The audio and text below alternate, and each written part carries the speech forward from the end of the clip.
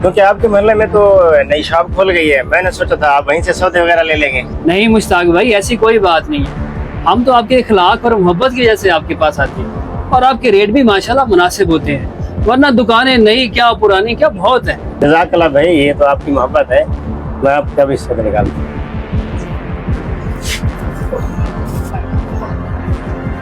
अस्सलाम वालेकुम कैस भाई, आप यहाँ भी तो मोहल्ले में भी दुकान है यार, फिर भी आप यहाँ सौदा लेने आए हो।